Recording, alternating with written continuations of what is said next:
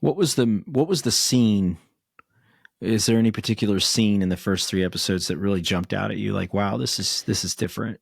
You know what I liked is, man, there's so many great transitions in this show between scenes, between like the opening shot is these white lights, and it pans down into like Andor's going down this path, and there's like the lights of the And the street rain lights. and the darkness. Yeah. And they go back and forth between the flashbacks, between the past and the present, and there's sometimes where there's just going between different planets or different settings like Syril and Andor. So all of the different transitions to me stood out. There's so many good scenes in here. I was about the guy that was banging on the hammer, the bell guy.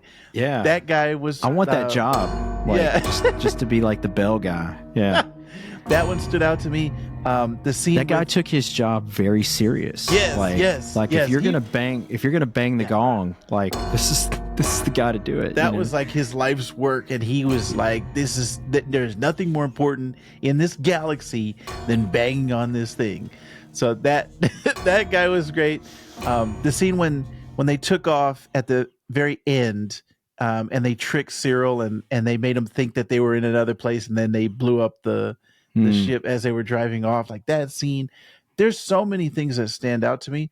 But also, I think the one that probably leaves the most mark on me is that ending transition when you see Andor as a kid and he's going off with Marva, and he's going off to a place with her, and she's about to change his life.